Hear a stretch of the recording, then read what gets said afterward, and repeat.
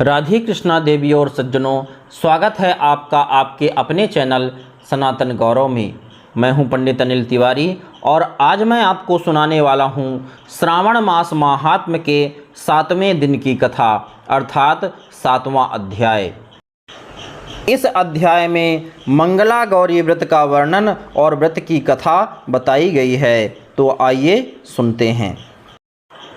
ईश्वर बोले, हे सनत कुमार, अब मैं अत्युत्तम भौम व्रत का वर्णन करूंगा, जिसके अनुष्ठान करने मात्र से वैधव्य नहीं होता है। विवाह होने के पश्चात 5 वर्षों तक यह व्रत करना चाहिए। इसका नाम मंगला गौरी व्रत है। यह पापों का नाश करने वाला है। विवाह के पश्चात प्रथम श्रावण शुक्ल पक्ष में पहले मंगलवार को यह व्रत आरंभ करना चाहिए। केले के खंभों से सुशोभित एक पुष्प मंडल बनाना चाहिए और उसे अनेक प्रकार के फलों तथा रेशमी वस्त्रों से सजाना चाहिए। उस मंडप में अपने सामर्थ्य के अनुसार देवी की सुवर्णमयी अथवा अन्य धातु की बनी प्रतिमा स्थापित करनी चाहिए। उस प्रतिमा को 16 उपचारों से, 16 दूर्वा दलों से, 16 चावलों से तथा 16 चने की दालों से और 16 बत्तियों से 16 दीपक जलाने चाहिए। दही तथा भात का नैवेद्य भक्तिपूर्वक अर्पित करना चाहिए। देवी के पास ही पत्थर का सिल तथा लोढ़ा स्थापित करना चाहिए। 5 वर्ष तक इस प्रकार से करने के पश्चात उद्यापन करना चाहिए और माता को वायन प्रदान करना चाहिए, जिसकी विधि आप सुनिए। अपने सामर्थ्य के अनुसार 1 पल प्रमाण सुवर्ण की अथवा उसके आधे प्रमाण की अथवा उसके भी आधे प्रमाण की मंगला गौरी की प्रतिमा निर्मित करनी चाहिए। अपनी शक्ति के अनुसार स्वर्ण आदि के बने तंडुल पूरित पात्र पर वस्त्र तथा रमणीय कंचु की ओढ़नी रखकर उन दोनों के ऊपर देवी की प्रतिमा स्थापित करनी चाहिए। पास में चांदी से निर्मित सिल तथा लोढ़ा रखकर माता को वायन प्रदान करना चाहिए। इसके बाद 16 सुवासिनियों को प्रयत्न पूर्वक भोजन कराना चाहिए। हे विप्र, इस विधि से व्रत करने पर 7 जन्मों तक सौभाग्य बना रहता है और पुत्र पौत्र आदि के साथ संपदा विद्यमान रहती है। सनत कुमार बोले, सर्वप्रथम इस व्रत को किसने किया था और किसको इसका फल प्राप्त हुआ?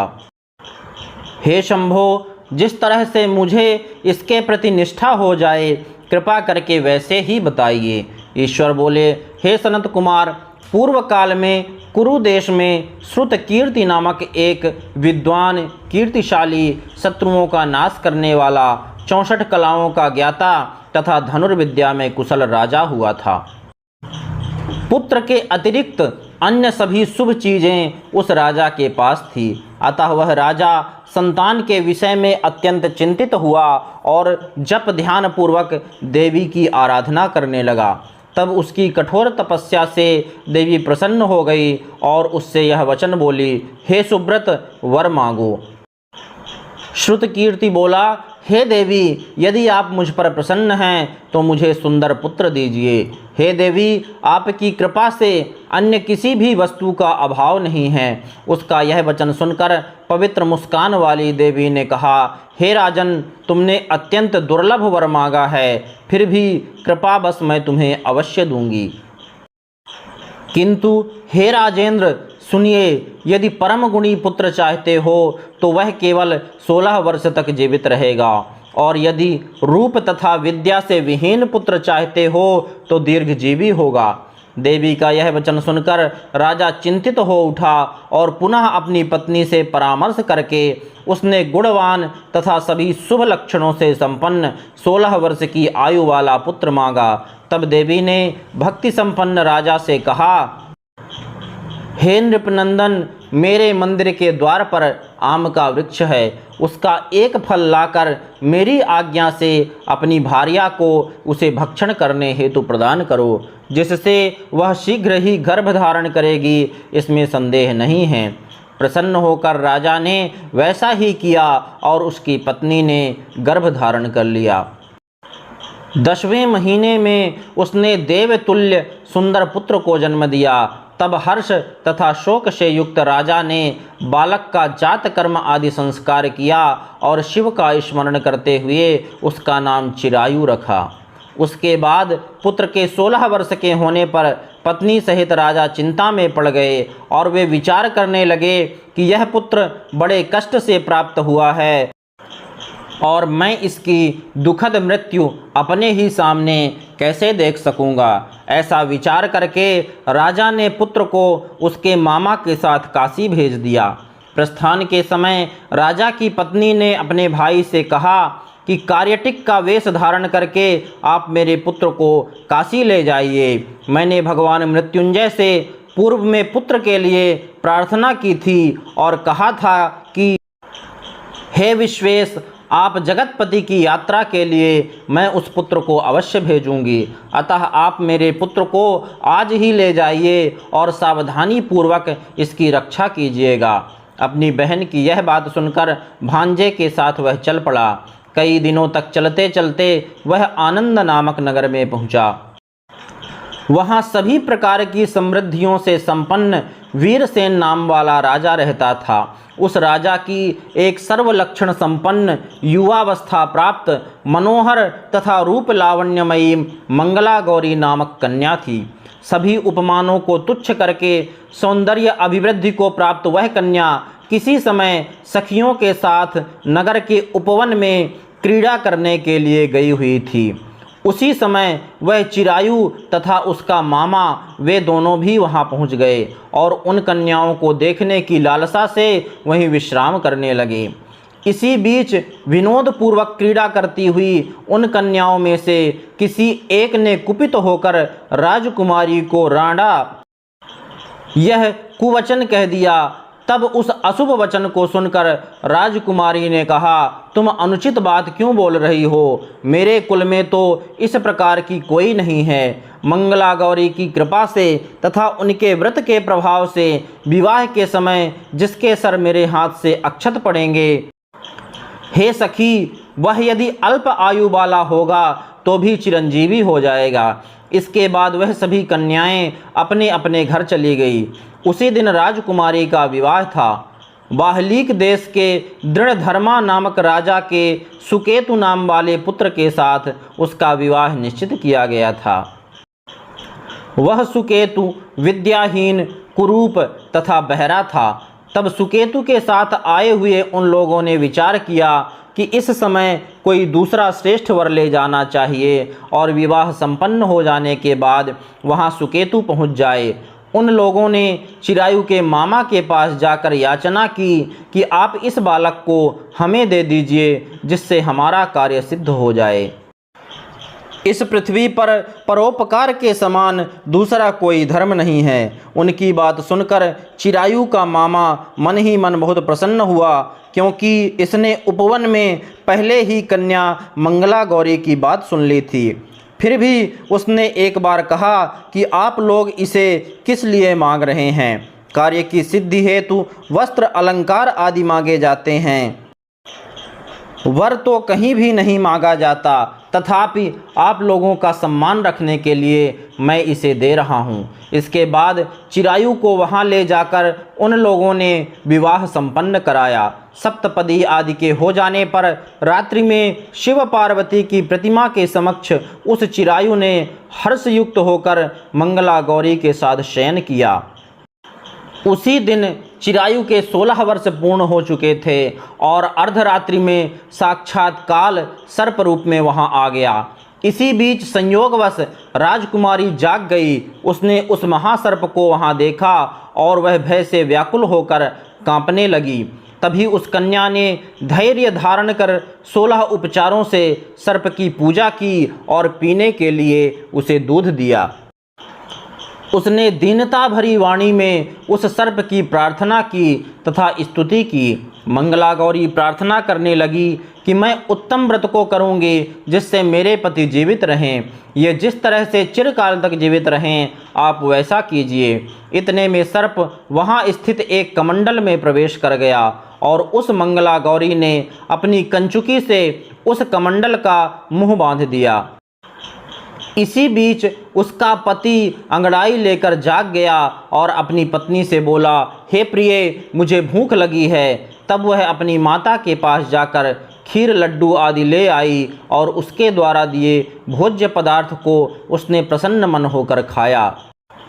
भोजन के पश्चात हाथ धोते समय उसके हाथ से अंगूठी गिर पड़ी। तांबूल खाकर वह पुनः सो गया। इसके बाद मंगला गौरी कमंडल को फेंकने के लिए जाने लगी। विधि की कैसी गति है कि उस कमंडल में से बाहर की ओर जगमग करती हुई हार कांति को देखकर वह आश्चर्यचकित हो गई।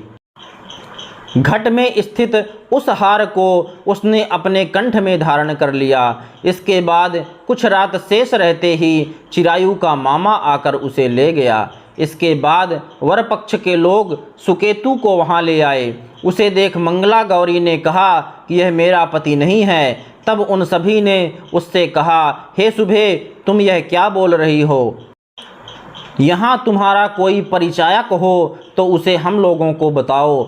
मंगला गौरी बोली, जिसने रात्रि में 9 रत्नों से बनी अंगूठी दी है, उसकी अंगुली में इसे डालकर परिचायक निशानी देख लें। मेरे पति ने रात्रि में मुझे जो हार दिया था, उसके रत्नों का समुदाय कैसा है, इस बात को यह बताए। यह तो कोई अन्य ही है।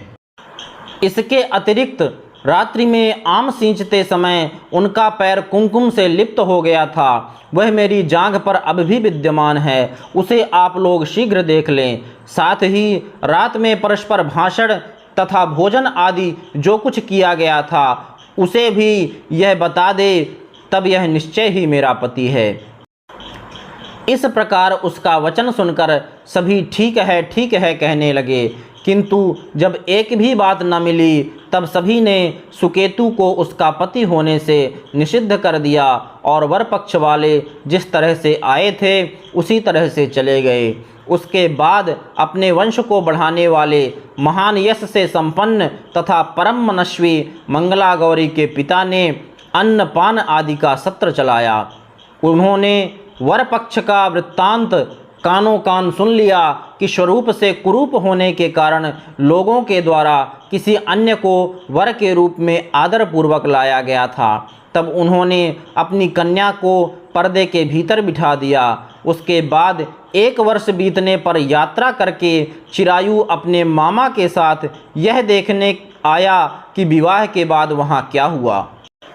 तब उसे गवाक्ष के भीतर से देखकर वह मंगला गौरी अत्यंत प्रसन्न हुई और माता पिता से बोली कि मेरे पति आ गए हैं। राजा ने अपने सुहृदजनों को बुलाकर पूर्व में कहे गए सभी परिचायकों को निशानी को देखकर मंद मुस्कान वाली अपनी कन्या चिरायु को सौंप दी। राजा ने शिष्टजनों को साथ लेकर विवाह का उत्सव कराया। इसके बाद राजा वीरसेन ने वस्त्र आभूषण आदि, सेना, घोड़े, रथ और अन्य भी बहुत सी सामग्रियां देकर उन्हें विदा किया। उसके बाद कुल को आनंदित करने वाला वह चिरायु पत्नी तथा मामा को साथ लेकर सेना के साथ अपने नगर पहुंचा। लोगों के मुख से उसे आया हुआ सुनकर उसके माता पिता को विश्वास नहीं हुआ। उन्होंने सोचा कि प्रारब्ध अन्यथा कैसे हो सकता है। इतने में वह अपने माता पिता के पास आ गया और स्नेह से परिपूर्ण वह चिरायु भक्तिपूर्वक उनके चरणों में गिर पड़ा। तब अपने पुत्र का मस्तक सूंघकर उन दोनों ने परम आनंद प्राप्त किया। पुत्रवधू मंगला गौरी ने भी सास ससुर को प्रणाम किया। तब सास ने उसे अपनी गोद में बिठाकर सारा वृत्तांत शीघ्रतापूर्वक पूछने लगी कि हे महामुने। तब पुत्रवधू ने भी मंगला गौरी के उत्तम व्रत महात्म्य तथा जो कुछ घटित हुआ था वह सब वृत्तांत बताया। हे सनत कुमार, मैंने आपसे इस मंगला गौरी व्रत का वर्णन कर दिया। जो कोई भी इसका श्रवण करता है अथवा जो इसे कहता है उसके सभी मनोरथ पूर्ण हो जाते हैं, इसमें संदेह नहीं है। सूत जी बोले, हे ऋषियों, इस प्रकार शिव जी ने सनत कुमार को यह मंगला गौरी व्रत बताया और उन्होंने सभी कार्यों को पूर्ण करने वाले इस व्रत को सुनकर महान आनंद प्राप्त किया। इस प्रकार श्री स्कंद पुराण के अंतर्गत ईश्वर सनत कुमार संवाद में श्रावण माहात्म्य में मंगला गौरी व्रत कथन नामक 7वां अध्याय पूर्ण हुआ। बोलिए देवाधिदेव महादेव की जय। जगत जननी गौरी माता की जय।